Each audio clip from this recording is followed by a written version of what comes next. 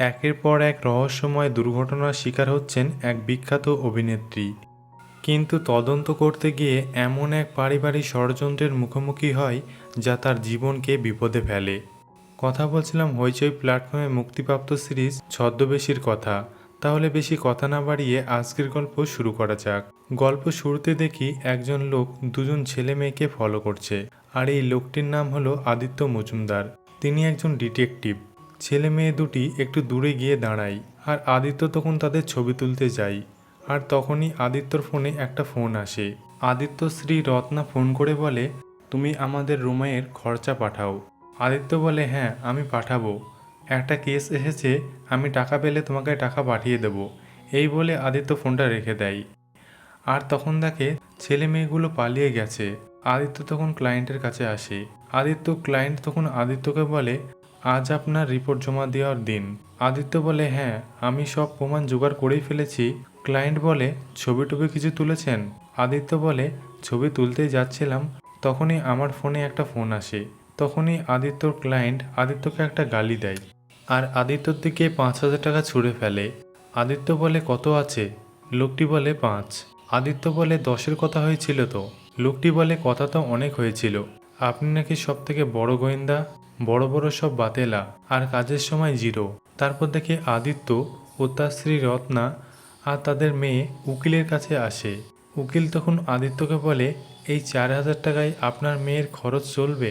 উকিল তখন আদিত্যকে বলে, আপনারা ডিভোর্স চেয়েছেন, এখন সেপারেশনে আছেন। উকিল তখন আদিত্যকে বলে, আপনি মাসে কত টাকার গ্যারান্টি আপনি দিতে পারবেন? আদিত্য বলে, জীবনের কোনো গ্যারান্টি নাই, সেখানে টাকার কি গ্যারান্টি দেব বলুন? রত্না তখন তার মেয়েকে নিয়ে বেরিয়ে চলে যায়। আদিত্য তখন বাইরে এসে রত্নাকে বলে, আমি যত সম্ভব চেষ্টা করব, রুমাইয়ের জন্য যেরকম পারবো। তখনই রত্না বলে, এর আগেও তুমি অনেকবার এই কথা বলেছ, তুমি বুঝতে পারছো না আমার একার মাইনেতে মেয়েকে মানুষ করা অসম্ভব। আদিত্য তখন কথা দেয় আর বলে, আমি রুমাইয়ের স্কুলের মাইনে এবার থেকে আমি দেব, আর যদি পসিবল হয় তাহলে তুমিও এসো। রত্না তখন চলে যায়। রুমাই তখন তার বাবাকে টাটা করে। তারপর আমাদের বিখ্যাত অভিনেত্রী মন্দাকিনীকে দেখানো হয়। তিনি মুম্বাই যাবে বলে তৈরি হচ্ছিল, আর তার মেয়ে সোহিনীকে ফোন করে বলে, আজকের মধ্যেই ওই নন্দন বলে ছেলেটিকে তুমি আমার ফ্ল্যাট থেকে বের করবে। সোহিনী বলে, সেটা সম্ভব নয়। মন্দাকিনী বলে, ছেলেটি সারাদিন নেশা করে, আমি তোমার ফিউচারের কথা ভেবেই বলছি। আর তখনই বাড়ির লিফটটা ভেঙে পড়ে, আর কেউ একজন মারা যায়। মন্দাকিনী ভীষণ ভয় পেয়ে যায়। তারপর এদিকে আদিত্যকে সোহিনী কল করে আর বলে, আমি আপনার সাথে একটু কথা বলতে চাই। আদিত্য বলে, ঠিক আছে, তাহলে আমরা ক্যাফেতে দেখা করি। সোহিনী তখন ক্যাফেতে দেখা করে আদিত্যর সঙ্গে। আদিত্যকে বলে, আমি সোহিনী মিত্র। সোহিনী তখন তার মায়ের ছবি দেখিয়ে বলে, মন্দাকিনী চৌধুরী। আদিত্য বলে, এনাকে কে না চেনে, বিখ্যাত অভিনেত্রী। সোহিনী বলে, ফেমাস বলেই তো বুঝতে পারছেন ব্যাপারটা খুবই রহস্যজনক। আমার এখানে আসাটা মায়েরই জন্য। আমাদের ধারণা মাকে কেউ খুন করার চেষ্টা করছে। এর আগেও মাকে অনেকবার মেরে ফেলার চেষ্টা করা হয়েছিল। কে বা কারা মাকে মারতে চাইছে সেটা যদি আপনি খুঁজে দেন। আদিত্য বলে, উনি তো এত ফেমাস, উনি তো পুলিশের কাছে যেতে পারে। সোহিনী বলে, মা চায় না এটা জানাজানি হোক।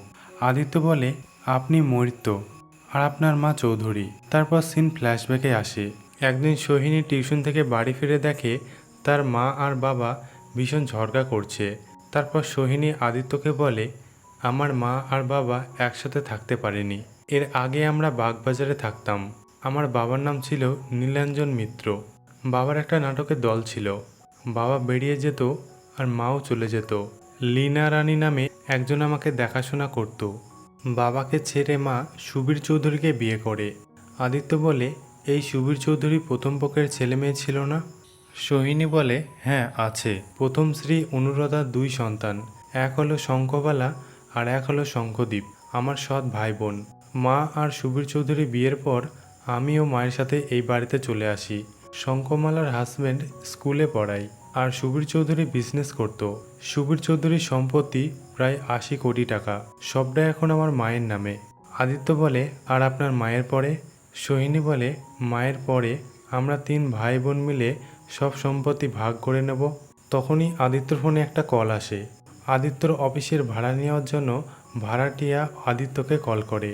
আদিত্য তখন কোনো রকমে ম্যানেজ করে ফোনটা কেটে দেয়। আদিত্য বলে, আপনার মায়ের কী ধরনের অ্যাটাক হয়েছিল? সোহিনী বলে, কয়েকদিন আগে আমাদের লিফটটা ভেঙে যায়, আর কিছুদিন আগে মায়ের সিনেমার পোস্টার প্রমোশনে গিয়ে সেখানকার খাবার খেয়ে শরীর খারাপ করেছিল। এইসব শুনে আদিত্য বলে, এই কেসটার জন্য আপনি সঠিক লোকের কাছে এসেছেন, আপনার কেসটা আমি নিলাম। সোহিনী বলে, তাহলে কিভাবে এগোবেন? আদিত্য বলে, পরিবারের সকলের সাথে কথা বলা দরকার। আমার মনে হয় ওই বাড়িতে একজন লেখক হিসেবে গেলে, মানে চৌধুরী পরিবারের উপর ইতিহাস লিখতে আগ্রহী, এইভাবে যদি কাজটা করা যায়। সোহিনী বলে, এরকম একটা বই চৌধুরী পরিবারের উপরে রয়েছে, কিন্তু সেই বইটা এখনও অ্যাডজাস্ট করা যায়নি, কাজেই আপনি বই লিখতেই পারেন। এই কাজের জন্য সোহিনী আদিত্যকে 50,000 টাকা অ্যাডভান্স করে, আর বাকি টাকাটা কাজের পর দেবে বলে ঠিক করে। আদিত্য তখন টাকাটা পেয়ে তার অফিসে আসে, আর অফিসে ভাড়াও দিয়ে দেয়। ভাড়াটিয়া তখন আদিত্যকে বলে, কেউ আপনার খোঁজ নিতে এসেছিল। আমিও বলেছি যে আপনি কেমন গোয়েন্দা, একটা ফালতু টিকটিকি, সময় মতো ভাড়া দেয় না। লোকটা তখন এই কথা বলে চলে যায়। আদিত্য তখন ভাড়াটিয়াকে বলে, তা আপনি ভাড়া তো পেলেন? আদিত্য তখন জানলা দিয়ে বাইরে দেখে কেউ তাকে একজন ফলো করছে। তারপর এদিকে মন্দাকিনী গাড়ি করে যাচ্ছিল, তখনই একটি ট্রাক এসে তার গাড়িটা ধাক্কা মারে। তারপর সোহিনী আদিত্যকে ফোন করে জানায় মায়ের গাড়ি অ্যাক্সিডেন্ট হয়েছে। আদিত্য তখনই হসপিটালে ছুটে আসে। সোহিনী তখন বলে, মা খুব জোর বেঁচে গেছে, ড্রাইভার দাদার মাথায় চোট পেয়েছে।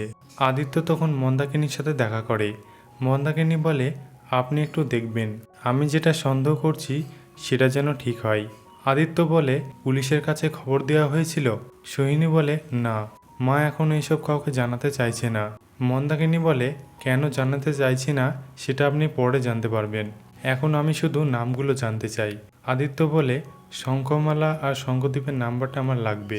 সোহিনী বলে, শঙ্খমালার নাম্বারটা আছে, কিন্তু শঙ্খদ্বীপের নাম্বারটা আমার কাছে নাই, ও কোথায় থাকে সেটাও আমি জানি না। আদিত্য তখন সোশ্যাল মিডিয়াতে শঙ্খদ্বীপকে খুঁজে বের করে, আর তার অ্যাসিস্ট্যান্ট বিমলকে কল করে, আর বলে, তোকে একটা ছবি পাঠিয়েছি, ওর ঠিকানাটা খুঁজে বের করতে হবে। বিমল বলে, লোকটিকে? আদিত্য বলে, সুবীর চৌধুরীকে চেনো, যে মারা গেছে, তার ছেলে। তারপর আদিত্য আসে শঙ্খমালার বাড়ি, আর শঙ্খমালাকে বলে, আমি চৌধুরী বাড়ির উপর একটা বই লিখতে চাই, তাই আপনি যদি চৌধুরী বাড়ির বিষয়ে কিছু বলেন। শঙ্খমালা বলে, আমার মা মারা যাওয়ার পর আমার বাবা আবার বিয়ে করে বিখ্যাত অভিনেত্রী মন্দাকিনী মৈত্রকে। আমার আর আমার দাদার এই বিয়েতে কোনো মত ছিল না, তাই আমি আর আমার হাজব্যান্ড সুব্রতের সাথে সেই দিনই ওই বাড়ি থেকে বেরিয়ে আসি। তখনই শঙ্খমালার হাজব্যান্ড সুব্রত আসে, আর আদিত্যকে বলে, আপনি কে? আদিত্য বলে, আমি চৌধুরী বাড়ির উপর একটা বই লিখতে চাই। সুব্রত বলে, কে লিখতে পাঠিয়েছে আপনাকে? ওই মন্দাকিনী চৌধুরী? আদিত্য বলে, হ্যাঁ। তখনই সুব্রত আদিত্যকে চলে যেতে বলে। আদিত্য তখন শঙ্খমালাকে বলে, শুধু একবার বলুন যে শঙ্খদ্বীপ কি করে। শঙ্খমালা বলে, দাদা কোথায় থাকে কি করে আমরা কিছু জানি না। সুব্রত তখন আদিত্যকে বলে, ভালোই ভালোই যাবেন নাকি পাড়ার ছেলেদের ডাকবো? আদিত্য তখন চলে যায়। তারপর রাতে সোহিনী আদিত্যর বাড়িতে আসে, আর এই কেসটার জন্য এগ্রিমেন্ট পেপার নিয়ে আসে। সোহিনী বলে, 2 লাখ টাকার কথা হয়েছে, 50,000 টাকা অ্যাডভান্স দেওয়া আছে, দেখে নিন ভালো করে। আদিত্য বলে, হ্যাঁ ঠিক আছে। সোহিনী বলে, আমার মাকে প্লিজ বাঁচান। তার পরদিন সকালে বিমল আসে, আর আদিত্যকে বলে, শিকাগো নামে একটা বারে শঙ্কদ্বীপ নামে ওই ছেলেটা খুব মদ খেত, সেদিন একটা লোকের সাথে বসে মদ খাচ্ছিল, শুনলাম লোকটার নাম মাইকেল। বিমল তখন ছবি দেখায়। আদিত্য তখন বিমলকে বলে, ছবিতে এই মেয়েটা আবার কে? বিমল বলে, এই মেয়েটির নাম মার্থা, ওই বারে এই মেয়েটি গান করে, আর শুনেছি শঙ্খদ্বীপ এই মেয়েটার বাড়িতেই থাকে। আদিত্য তখন সেই বারে যায়, আর দেখে মার্থা গান করছে। সেখানে শঙ্খদ্বীপ আসে, আর তখন মাইকেল এসে শঙ্খদ্বীপকে টাকা চায়, কারণ মাইকেলের কাছে শঙ্খদ্বীপ টাকা ধার করেছিল। শঙ্খদ্বীপ বলে, সব টাকা দিয়ে দেব, একটু সময় চাই। কিন্তু মাইকেল কোনো কথা শোনে না, আর দুজনের মধ্যে ঝামেলা বাঁধে, আর এই সব কিছু বসে আদিত্য দেখছিল। তখনই সেখানে মার্থা আসে, আর তাদের মধ্যে ঝামেলা থামায়। আদিত্য তখন মার্থার বাড়িতে আসে, আর বলে, আমি একটু শঙ্খদ্বীপের সাথে কথা বলতে চাই। তখনই সেখানে শঙ্খদ্বীপ আসে, আর আদিত্য বলে, নমস্কার, আমি একজন রিপোর্টার। চৌধুরী পরিবারের উপর একটা হিস্ট্রি লেখার দায়িত্ব পড়েছে। শঙ্খদ্বীপ বলে, মন্দাকিনী কি অস্কার পেল নাকি? আমি এই বিষয়ে কোনো কথা বলতে পারবো না। আদিত্য তখন একটা মদের বোতল বের করে আর শঙ্খদ্বীপকে দেয়। শঙ্খদ্বীপ তখন ড্রিঙ্ক করতে করতে বলতে শুরু করে। শঙ্খদ্বীপ বলে, আমার বাবারই দোষ ছিল। মা বেঁচে থাকতে বাবা মাকে অনেক ভালোবাসতো। মা চলে গেল আর ওই বুড়ো ভামটা আবার বিয়ে করলো। তারপর আমাদের সেই বিয়ের রাতের দৃশ্য দেখানো হয়। শঙ্খদ্বীপ ড্রিঙ্ক করে তার বাবাকে বলে, মা কিন্তু সব দেখছে। সুবীর চৌধুরী তখন শঙ্খদ্বীপকে এখানে সিন ক্রিয়েট করতে মানা করে। শঙ্খদ্বীপ বলে, এনজয় করো, যতক্ষণ না দুজনের মধ্যে কেউ একজন মরে যাচ্ছে ততক্ষণ এনজয় করো। তারপর আদিত্য বলে, আচ্ছা মন্দাকিনী সুবীর চৌধুরীকে কেন বিয়ে করেছিল? শঙ্খদ্বীপ বলে, টাকার জন্য। সিরিয়াল সিনেমা করে নিজের ক্যারিয়ারটা তৈরি করতে পারছেন না, তাই আমার বাবাকে বিয়ে করেছিল। আদিত্য বলে, সুবীর চৌধুরী মারা যাওয়ার পর তো আপনারা কিছুই পেলেন না। শঙ্খদ্বীপ বলে, কি করে পাবো? উইলে কি লেখা আছে জানেন? মন্দাকিনী মরলে চৌধুরীর বাড়ির গোটা সম্পত্তি আমরা 3 ভাই বোনের নামে ভাগ হবে। আদিত্য বলে, মামলা করার কথা ভাবেননি?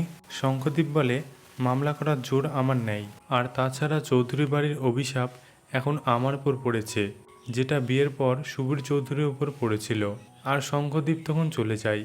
তারপর আদিত্য শ্রী রত্না কল করে আর আদিত্যকে বলে, কাল রুমাইয়ের জন্মদিন, তুমি এসো। আদিত্য বলে, আমার মেয়ের জন্মদিন আর আমি আসবো না? তাই কি হয়, আমি নিশ্চয়ই যাব। তারপর আদিত্য যে শঙ্খদ্বীপের জন্য যে মদটা কিনেছিল সেই বাড়ির বিল, আর সেদিন শঙ্খমালার বাড়িতে একটা বিল দেখেছিল, সেই বিল আর এই বিল একই বারের বিল। আদিত্য তখন ভাবে সেদিন শঙ্খমালা মিথ্যে কথা বলেছিল, যে তার দাদার সাথে কোনো যোগাযোগ নেই। তারপর আদিত্য তার বন্ধু ঋত্বিকের বাড়িতে আসে। সঙ্গে তার বন্ধু গৌতমও ছিল, তিনি একজন পুলিশ অফিসার। আদিত্য গৌতমকে বলে, আচ্ছা গৌতম, তুই যে আগে নাটক করতিস, নীলাঞ্জন মৈত্রকে চিনিস? আগে নাটকের দল ছিল। গৌতম বলে, ঠিক আছে, আমি খুঁজে বের করার চেষ্টা করব। ঋত্বিক তখন টিভিতে একটা প্রোগ্রাম দেখায়, সেখানে একটি ছেলে গান গাইছে। ছেলেটির নাম নন্দন, আর তার পাশে সেতার বাজাচ্ছিল সোহিনী মিত্র। আদিত্য তখন দেখে বলে, একে তো আমি চিনি। ঋত্বিক বলে, এটা হলো সোহিনী মিত্র, নন্দনের গার্লফ্রেন্ড। তারপর আদিত্য বাড়ি ফিরে দেখে সেই লোকটি আবার তার বাড়ির সামনে দাঁড়িয়ে আছে। আদিত্য লোকটার কাছে যেতেই লোকটি ছুটে পালায় আর একটা চিরকুট লিখে ফেলে চলে যায়। সেখানে লেখা ছিল, কেসটি ছেড়ে দিন। আদিত্য তখন চিরকুটটি পড়ে একটু হাসলো। তারপর শঙ্খমালা চৌধুরী বাড়ি থেকে যে জিনিসগুলো ফিরিয়ে এনেছিল সেইগুলো দেখছিল। সেখানে সুবীর চৌধুরীর একটা ডায়েরি দেখতে পাই, আর ডায়েরিটি শঙ্খমালা খুলে পড়তে শুরু করে। সেখানে তার বাবা লিখেছে, আমি ভালো নেই, তোর মাকে আমি খুশি রাখতে পারিনি, আমার বয়স একটা কারণ হতে পারে। শঙ্খমালা তখন তার দাদাকে কল করে আর এখানে আসতে বলে। এদিকে সেই লোক আদিত্যকে মারার জন্য দুটো ছেলেকে ভাড়া করে। এদিকে আদিত্য চৌধুরী বাড়িতে এসে বইগুলো দেখছিল। সেখানে একটা বই দেখতে পাই, কবিরাজি চিকিৎসার। সেখানে একটা পাতা উল্টানো ছিল আর একটা চিরকুটে লেখা ছিল 13/12। তারপর মন্দাকিনী গাড়ির ড্রাইভার আসে আর আদিত্য তখন তাকে জিজ্ঞাসাবাদ করতে শুরু করে। আদিত্য বলে, এই বাড়িতে কত বছর কাজ করছেন? ড্রাইভার বলে, তাও 15 বছর। আদিত্য বলে, এতদিন ধরে গাড়ি চালাচ্ছেন, অ্যাক্সিডেন্টটা হলো কিভাবে? ড্রাইভার বলে, সত্যি আমি কিছু জানি না, হঠাৎ করে একটা ট্রাক এসে ধাক্কা মেরে দিল। ভাগ্য ভালো ছিল সেদিন ম্যাডাম ডান দিকে বসেছিল। এদিকে মন্দাকিনীর কাছে শঙ্খদ্বীপ আসে আর টাকা চাই। মন্দাকিনী তো টাকা দেয়ই না, উল্টে অনেক কথা শোনায়। শঙ্খদ্বীপ তখন অনেক রেগে যায় আর চেঁচিয়ে বলে, ইউ কিল ইউ, আমি আপনাকে মেরে ফেলবো। আর আদিত্য সামনে দিয়ে শঙ্খদ্বীপ বেরিয়ে চলে যায়। তারপর আদিত্য আবার সেই বাড়ি আসে আর মাইকেলের কাছে এসে বসে আর বলে, আমি একটা লোককে খুঁজছি, আমার কাছে টাকা ধার করেছে, আপনি ওই লোকটাকে চেনেন? মাইকেল বলে, সে হলো শঙ্খদ্বীপ, ও একটা হারামি। আদিত্য বলে, কেন, টাকা দেয়নি বলে? মাইকেল বলে, আমার মনে হচ্ছে ওই শালা কাউকে মারবে বলে সুপারি কিলার ঠিক করছে। আর তখনই মার্থা আসে আর আদিত্যকে বলে, আপনি সেই রিপোর্টার না, এখানে কি করছেন? আদিত্য বলে, সবাই এখানে কি করে? ড্রিঙ্ক করে, আমিও ড্রিঙ্ক করে চলে যাচ্ছি। আদিত্য তখন চলে যায়। তারপর আদিত্য নন্দনের গান শুনতে আসে। তখনই সোহিনীর সাথে দেখা হয়। সোহিনী বলে, এখানে কি করছেন? আদিত্য বলে, এই আপনার বাজনা শুনতে এলাম। আপনার মা এখানে এসেছেন নাকি? সোহিনী বলে, আসলে মা নন্দনকে খুব একটা পছন্দ করে না। আদিত্য বলে, আমি আপনাদের দুজনের কথা শুনেছি। নন্দন আর আপনি একসাথেই থাকেন। তারপর আদিত্য তাদের গান শোনে। আর তখনই গৌতম আদিত্যকে কল করে আর বলে, আমি দুজন নীলাঞ্জন মৈত্রর খবর পেয়েছি। দুজনই নাটক করে। গৌতম বলে, কিন্তু তারা খুদঘাটে থাকে। আদিত্য বলে, ওরা না, নীলাঞ্জন মৈত্র বাগবাজারে থাকে। মন্দাকিনীর প্রথম পক্ষের হাজবেন্ড ছিল। গৌতম বলে, ঠিক আছে, আমি খোঁজ পেলে জানাচ্ছি।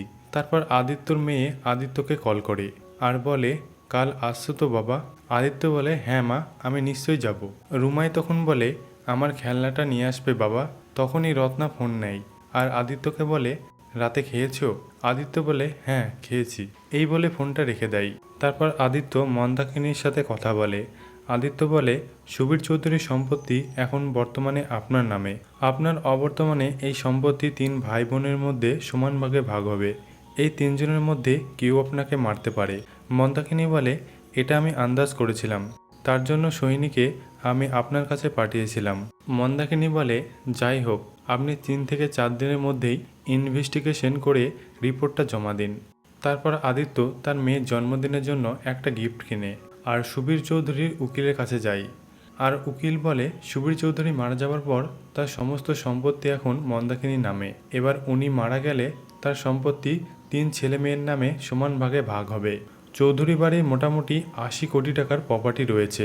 তবে সুবীর চৌধুরী একটা উইল করে গেছে, সেখানে একটা শর্ত আছে, যদি মন্দাকিনী কাউকে বিয়ে করে বা কারোর সাথে অ্যাফেয়ার থাকে তাহলে কিন্তু মন্দাকিনী এই সম্পত্তির মালিকানা থাকবে না। আদিত্য বলে, তাহলে মন্দাকিনী কারোর সাথে অ্যাফেয়ার করছে কিনা এটার মনিটর করবে কে?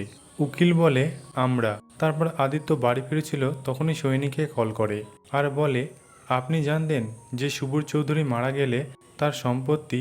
আদিত্য তখন 1 সেকেন্ড ফোনটা হোল্ড করতে বলে আর একটা সিগারেট ধরানোর জন্য লাইটার বের করতে যায়। তখনই দুজন ছেলে এসে তার সিগারেট ধরিয়ে দেয় আর তারা দুজন আদিত্যকে মারতে শুরু করে আর বলে, এই কেসটা যেন আদিত্য ছেড়ে দেয়। আর তারপর তারা চলে যায় আর শঙ্খদীপ তার বোনের বাড়িতে আসে আর শঙ্খমালা তার বাবার ডায়েরিটা শঙ্খদীপকে দেখায়। ডায়েরিটা পড়ে শঙ্খদীপ বলে, এটা নিয়ে আমি ওই বাড়িতে যাব। শঙ্খমালা তখন তার দাদাকে থামায় আর বলে, আমি ফোন করছি, তোকে যেতে হবে না। শঙ্খমালা তখন মন্দাকিনীকে কল করে আর শঙ্খদীপ বলে, আমার বাবার জীবনটা আপনি নষ্ট করেছেন। মন্দাকিনী বলে, কি আজেবাজে কথা বলছো? শঙ্খদীপ বলে, আমি আপনাকে বাঁচতে দেব না, ইউ আর ডেড। এদিকে আদিত্যর জ্ঞান ফিরে আসে তার বাড়িতে। রুমাই তখন তার বাবাকে ডাকে। আদিত্য তখন জ্ঞান ফিরে আসে আর রুমাইকে হ্যাপি বার্থডে বলে আর গিফটটা দেয়। ঋত্বিক তখন বলে, লোকাল থানা থেকে গৌতম ফোন করেছিল আর গৌতম তোকে এখানে দিয়ে গেল। সত্যি করে বলতো তোর কি হয়েছিল? ঋত্বিক তখন তাদের স্বামী স্ত্রীকে একটু একা ছেড়ে দেয়। রত্না বলে, এভাবে রাস্তায় মারপিট করলে? তুমি হয়তো ভুলে গেছো যে তোমার লাইফের সাথে আরও 2টো লাইফ জুড়ে আছে। আদিত্য বলে, হ্যাঁ জানি, সঙ্গে দায়িত্বও আছে। তারপর রত্না চলে যায়। আদিত্য তখন ঘুমিয়ে ঘুমিয়ে রাতে সেই ঘটনা মনে করে আর তখনই সোহিনী আসে আর বলে, আমি ভাবলাম কোনো সিরিয়াস কিছু হয়েছে, তাই ফোনটা কেটে গেল। তারপর আমি এখানে এসে সব কিছু জানতে পারলাম। আদিত্য বলে, এটা হুমকি, যাতে আমি এই কেসটা না এগোতে পারি। এর আগেও আমাকে থামানোর চেষ্টা করেছিল আর এবার গায়ে হাত তুলল। আদিত্য তখন বলে, ওরা জানতে পেরে গেছে আমি রিপোর্টার সেজে ইনভেস্টিগেশন করছি। তারপর আদিত্য গৌতমের সাহায্য নিয়ে সেই দুজন ছেলেকে ধরে আনে। পুলিশের চাপে তারা বলতে শুরু করে। তারা বলে, আমাদের একটা লোক টাকা দিয়ে এই স্যারের ছবি দেখিয়ে বলল হালকা করে মারধর করতে হবে। আদিত্য বলে, লোকটি কেমন ছিল? ছেলেগুলো বলে, চোখে চশমা আর মাথায় কালো চুল আর কালো পোশাক। তারপর গৌতম আদিত্যকে নীলাঞ্জন মৈত্রর ফোন নাম্বারটা জোগাড় করে দেয়। আদিত্য তখন নাম্বারটায় ফোন করে আর লোকটি বাড়িতে আসতে বলে, কিন্তু আদিত্য বাড়িতে এসে দেখে কেউ নেই আর ফোনটা সুইচ অফ বলে। আদিত্য তখন সেখানকার একটা লোককে নীলাঞ্জন মৈত্রর কথা জিজ্ঞেস করতেই লোকটি বলে, নীলাঞ্জন মৈত্র এখানে অনেকদিন আগে থেকেই বাড়ি ছেড়ে চলে গিয়েছে। তারপর আদিত্য তখন মন্দাকিনীর বাড়িতে আসে। মন্দাকিনী আদিত্যকে একটা চেক দেয় আর এই কেসটা এখানেই বন্ধ করতে বলে। মন্দাকিনী বলে, আমার ইনভেস্টিগেশন করতে গিয়ে তোমার যদি কিছু হয়ে যায় তাহলে আমি নিজেকে ক্ষমা করতে পারবো না। আপনি রিপোর্টটা জমা দিন, আমি বুঝে নেব ব্যাপারটা। মন্দাকিনী তখন উঠে চলে যায়। আদিত্য তখন সৈনিকে বলে, কি হলো ব্যাপারটা? তখনই বাইরে সুব্রত আসে আর মন্দাকিনীকে বলে, আমি ডায়েরির ব্যাপারটা জেনে গেছি আমি যদি সময় মতো সবটা না পাই তাহলে পুলিশকে সব বলে দেব। আদিত্য তখন সেটা দেখলো। মন্দাকিনী তখন কোনো কিছু না বলে চলে যায়। আদিত্য সোহিনীকে বলে, এটা কি হলো? এইভাবে আমি কি রিপোর্ট সাবমিট করব? আর তার জন্য আপনারা টাকাই বা দেবেন কেন? আদিত্য বলে, আমার চোয়ালে ব্যথাটা কিন্তু এখনও কমেনি। আমার গায়ে কে হাত দিল সেটা আমি খুঁজে বের করবই। ধরে নিন এটা আমার কেস। এই বলে আদিত্য চলে যায়। সিরিজের পরবর্তী পার্ট খুব শীঘ্রই আমাদের চ্যানেলে আপলোড করছি। ততক্ষণ আমাদের চ্যানেলে পাশে থাকবেন।